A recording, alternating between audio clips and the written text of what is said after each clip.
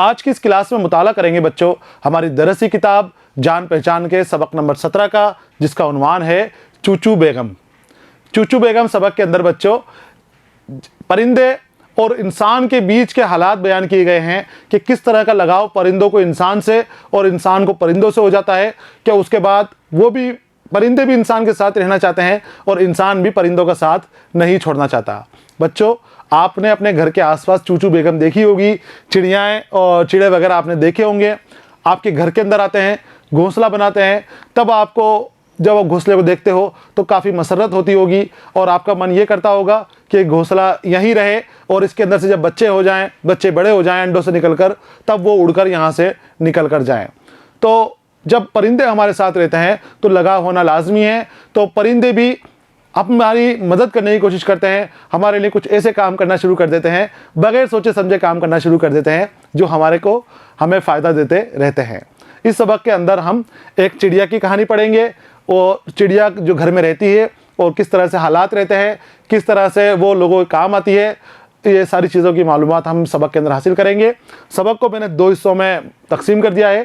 पहले हिस्से के अंदर हम चूचू बेगम के बारे में पढ़ेंगे और दूसरे हिस्से के अंदर हम इस सबक में दिए गए सवालात की मशक करेंगे। तो शुरू करते हैं हम सबक चूचू बेगम का पहला हिस्सा, इंसान और परिंदे।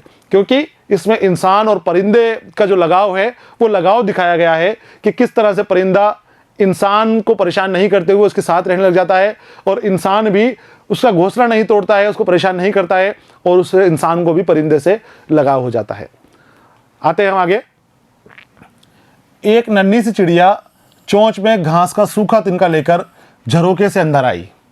ये बिल्कुल ये समझ लो कि आपके घर की कहानी है। आप भी ऐसे वाकयात देखते होंगे कि जब गर्मी की शुरुआत होगी तो एक नन्ही सी चिड़िया चोंच में घास का सूखा तिनका लेकर झरोखे से अंदर आई।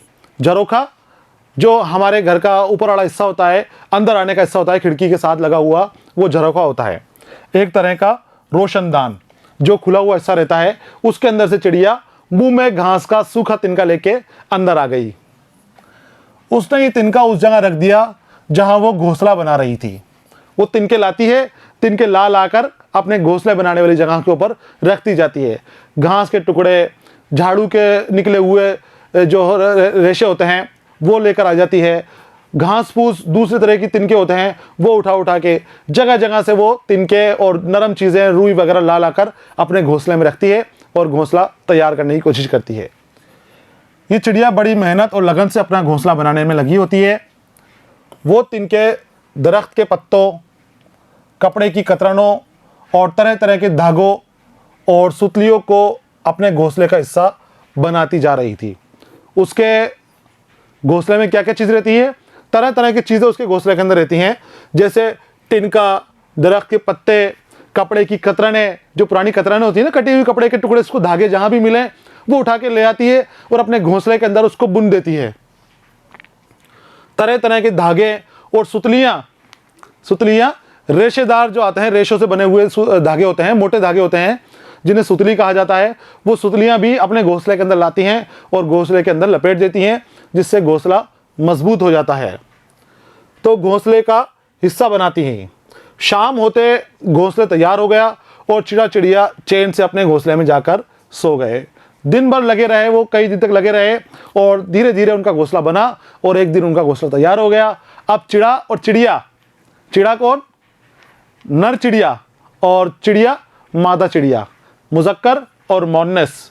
तो दोनों अब मेहनत कर रहे थे, दिन भर से थक हार गए और अपने घोंसले के अंदर चैन से, सुकून से जाकर लेट गए, आराम करने लगे। ठीक वैसे ही जैसे आप अपने अपने घरों में इत्मीनान, चैन और बेफिक्री से नींद से सो देते हैं, आप भी अपने घर के अंदर इत्मीनान और सुकून से सोते हैं, बहुत आराम करते हैं।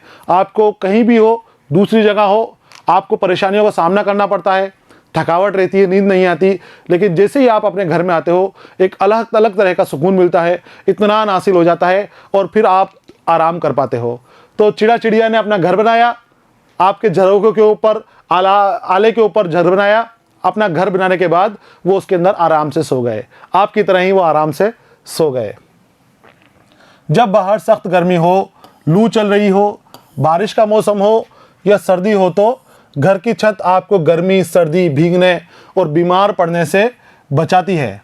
कहते हैं कि इंसान की बुनियादी ज़रूरतें रोटी, कपड़ा और मकान हैं। यहाँ पर बच्चों घर के बारे में बताया गया है कि घर हमारी किस तरह से हिफाजत करता है, घर की छत हमें किन किन चीज़ों से बचाती है।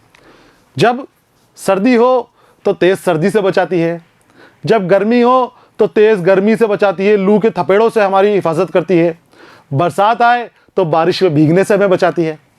हमारा घर ही तो ही हमें बचाता है जो।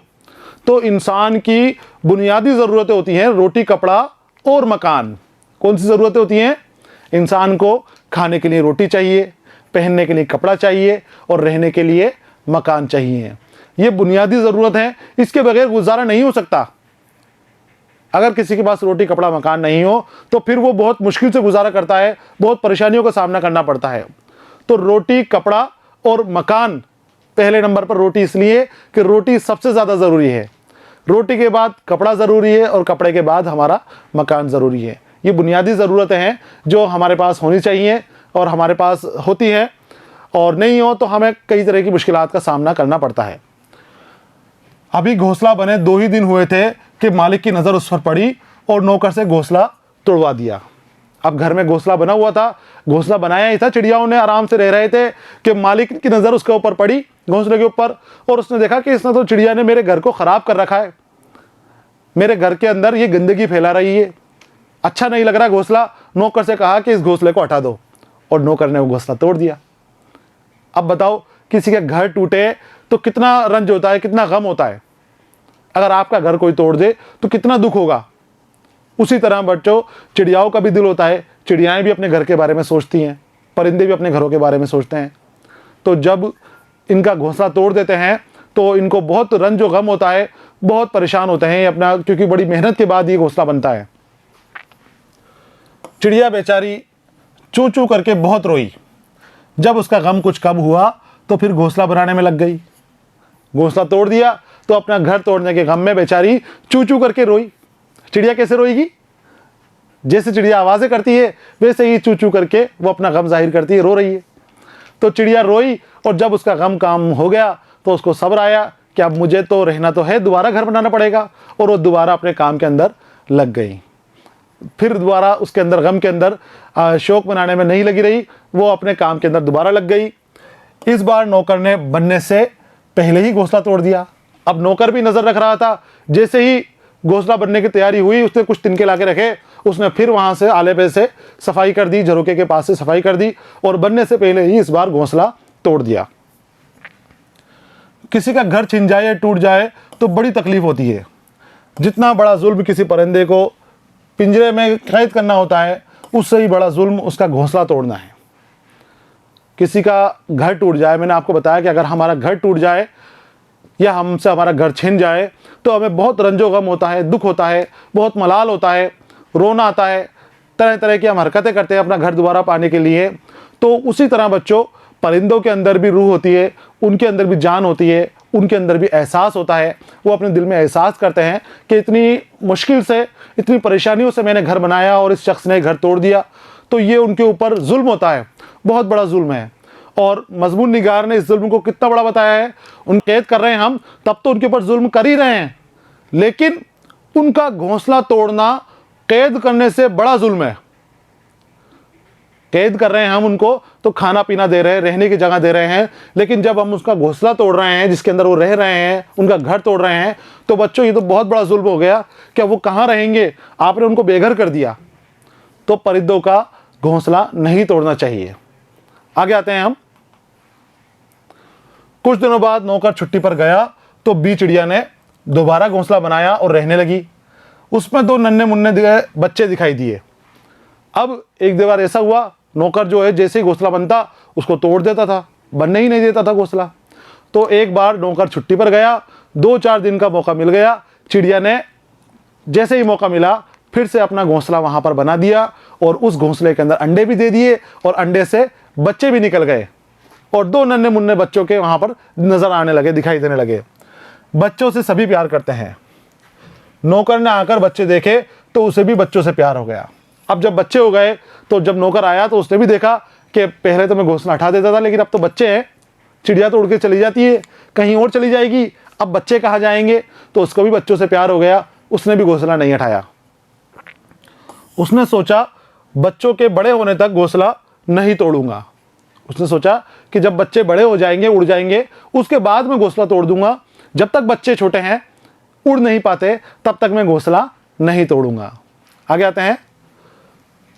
बच्चों को देखकर तो मालिक भी नरम पड़ गया और उसकी बीवी ने तो सख्ती से मना कर दिया था कि घोंसले को हरगिज ना छेड़ा जाए, क्योंकि बहुत सी काम की चीज़ें घोंसले में मिल जाया करती थी।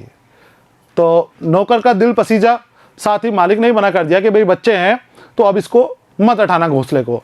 और जो उसकी मालकिन थी, मालिक की बीवी जो थी, वो उसने सख्ती से मना कर दिया कि नहीं, अब घोंसला ही नहीं उठेगा, अब घोंसला नहीं उठाना तुम्हें, घोंसला यहीं रहेगा। क्योंकि उसको जब भी वक्त पड़ता घोंसले के अंदर से कुछ ना कुछ काम की चीज़ें मिल जाती थी। क्या काम की चीज़ें मिल जाती थी?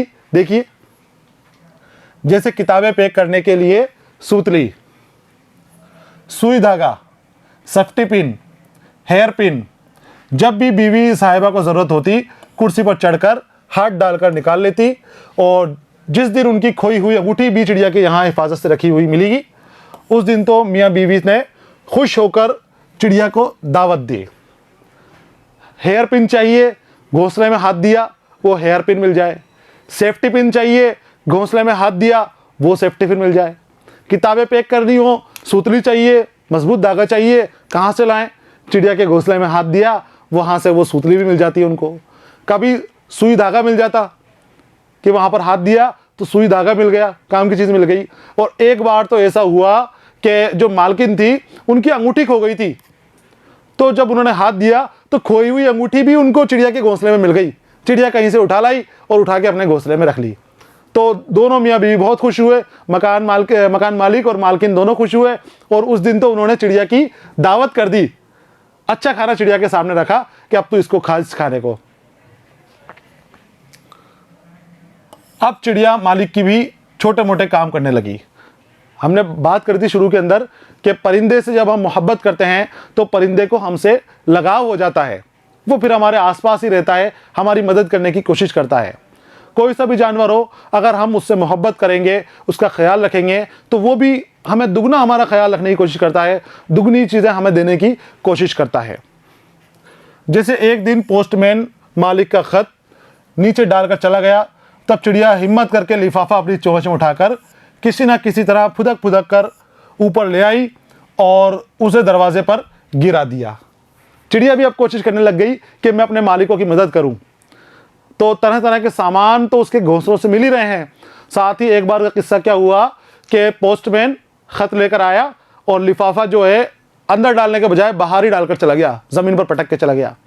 चिड़िया ने उसको देखा और वो रोज़ देखती थी कि जब भी आते थे खत तो मालिक उठाकर अंदर ले जाते थे, लेकिन अब बाहर पड़ा हुआ देखा तो वो उसके पास गई, लिफाफे को अपनी चोंच में बंद किया और फुदक फुदक कर धीरे धीरे जितनी उसकी ताकत थी उसको उठाकर संभलती हुई मालिक के सामने ले गई और मालिक के सामने ले जाकर लिफाफे को गिरा दिया। मालिक ये देखकर बहुत खुश हुआ, उसने एहसान माना कि चिड़िया तो इतनी समझदार हो गई कि लिफाफा उठाकर अंदर लेकर आ रही है। उसके बाद से तो उसने मना कर दिया कि अब तो ये घोंसला कभी नहीं उठेगा, ये चिड़िया हमारे साथ ही रहेगी, ये हमारे परिवार का ही हिस्सा है। इस तरह वो लिफाफा मालिक को मिल गया।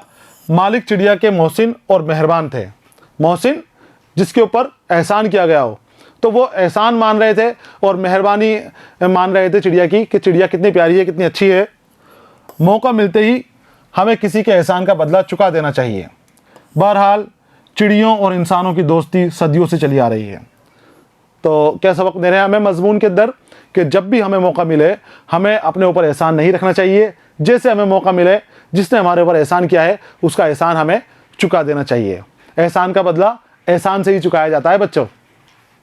तो चिड़ियों और इंसानों की दोस्ती जो है सदियों से चली आ रही है, पुराने ज़माने से चली आ रही है और हमेशा चलती रहेगी। इसलिए कि परिंदों की चहकारें, चिड़ियों की चूचू दुनिया की बहुत से मीठे नगमों में से एक है।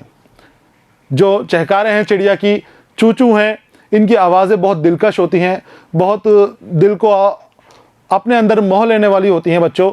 जब आप सुबह के वक्त जागते हो जल्दी और जो आपके पास दरख्त हैं वहाँ पर आप सुनो कि चिड़ियाओं की आवाज़ें कितनी मीठी मीठी आवाज़ें आती हैं।